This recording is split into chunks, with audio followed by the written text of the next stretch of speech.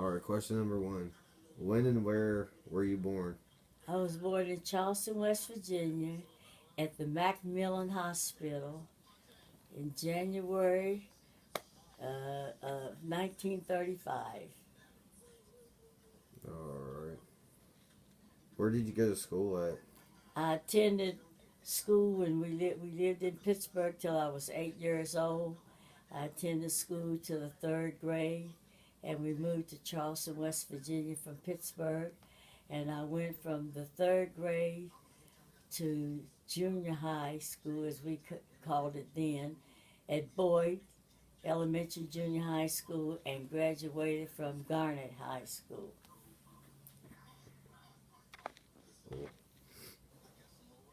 What was life for you back? Hold up. What was life like for you during the 50s? Well, how was it for you growing up? Well, I grew up at a time that there was some segregation in West Virginia, and in Charleston there were a lot of places that we couldn't go, but we lived in a mixed neighborhood, and the only time the kids separated was when we had to go to school. The schools were segregated, and we couldn't go into a lot of restaurants or to the movie theaters, but we did not have to ride in the back of the bus. And a lot of places had the places that we couldn't go and sit down and eat, but we had our own black businesses back in that day, and it consisted of many, many businesses of everything from pharmacies to the high school to the movie theater to lawyers to beauty shops, barber shops, anything that was a business. And this was located down from Washington Street, and it was called The Block. And it was Shrewsbury Street all the way to the West Side Bridge. How was it like for your family? My family, Mm-hmm. my father worked every day to provide for us, and he worked for two white funeral homes, which they were segregated at that time, but he worked there, and he provided a nice home for us and our mom. And my mother was a stay-at-home mother in those days. Describe Charleston back in the 50s. Charleston was a beautiful place. The only thing was we didn't worry about not being able to go a lot of places because we could go about anywhere we wanted to go.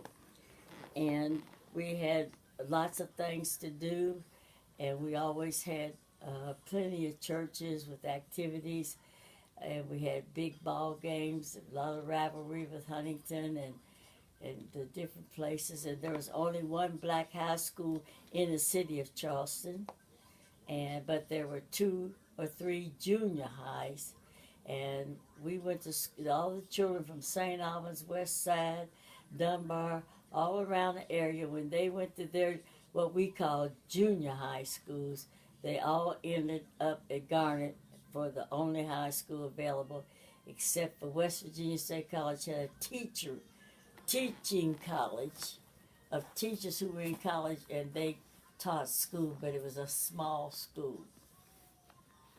Hold up. Ooh. Oh my god. How did it feel like to be segregated? Well, it had no feeling because we couldn't go into places, and we didn't try. We caused no problems. We knew we couldn't enter, so we went to our own establishments. And like I stated, we had our own movie theater, and we didn't bother about trying to go places that we weren't allowed to go.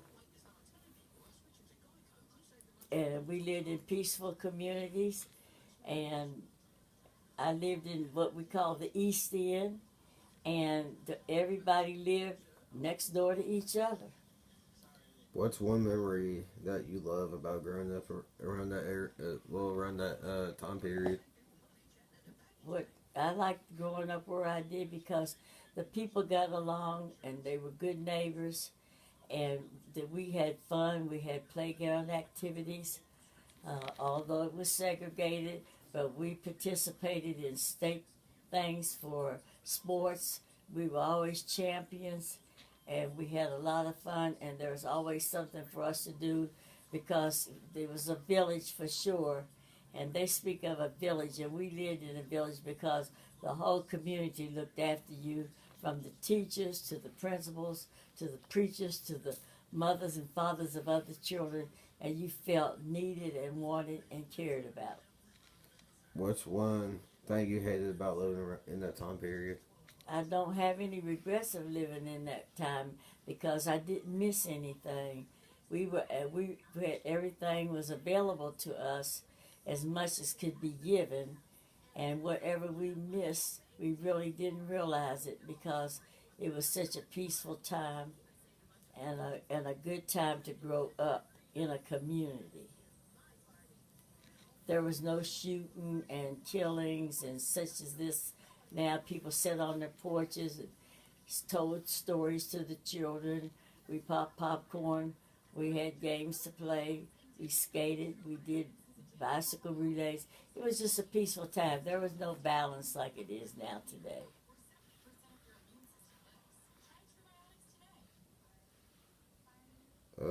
Did you have any involvements in the civil rights? Not really because of what was going on in Charleston, and we didn't have to participate in marches and anything like that going on. But there were marches, like the Diamond Department Store didn't allow people to eat at their counter. There was Woolworth's 5 and 10 cent store, you couldn't sit down at their counters. So when the marches began in other places, they had marches here for segregation, just like other cities had. Do you know anyone that had any involvement in it? Not at the time because of the age factor made me unavailable for such things, but we knew what was going on, but we weren't participating. No, we didn't. We weren't allowed to participate.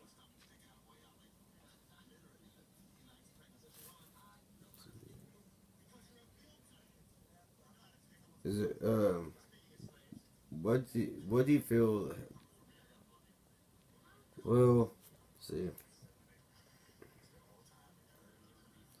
What big differences have really changed? Well, like what's really changed between then and now? Well, back then, as I said, there was a thing of restaurant seating, movie theaters that we couldn't attend, and different things of that going on. And that all lifted after the schools integrated. They took all our schools, turned them into maybe different things, different facilities, but we were allowed to sit down and eat in restaurants, go to the movies, and as far as change coming, that was about it because those are the only things that we were banned from going to. So there wasn't too much of a big change for us except the schools were integrated. My sister went to school all the way through to the black schools, and she got in the 12th grade.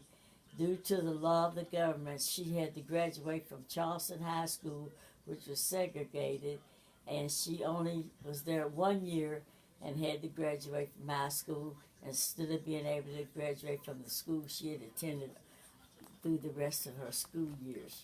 Did you have any major events happen to you due to the time period? Huh? Did you have any major events happen to you due to that time period? I said, did you have any major events happen to you due to that time period? Major events? Yeah. Well, like you say, segregation took place and integration, and the schools changed completely because we were thrown in to have to go to the white schools, which we had no other choice because our schools were closed. And we managed to, I did not get to attend a mixed school because I had graduated prior. And it was done peacefully, and there was some controversies and some little disturbances, but no riots or anything like that occurred here. They may have on the outskirts of Charleston, West Virginia, but if they did, I don't remember anything like that occurring. Do you have any interesting stories to tell about whenever you grew up? Well, Nadia, move. Go somewhere. Nadia, get your face up. well, we Nadia, had. go somewhere. I'm gonna get her out the way. Nadia, go. Go lay down. Go lay down, baby. We had a lot of things to happen. Uh, and during our time, a lot of people came through the city, and we always got to see what was going on because my mom and dad took interest in what was happening. And we had wonderful people to visit us, and we're sort of kin to Leon Sullivan in a roundabout way, and he was always in our town visiting. Who's a great man about the apartheid. I can't say the word apartheid. And we had many children that graduated from Garner High School who became highly professional people. And we had one young man named Dr. Norman who had something to do with the first heart transplants in the United States. We had another journalist who was Tony Brown that graduated from Garner High School, was a wonderful man with a network called Black Journal. And so many children did so many things. They graduated from Garner High School. It was remarkable because it was a very small school that had to accommodate kids from all the surrounding areas. The only black high school in the city of Charleston, West Virginia.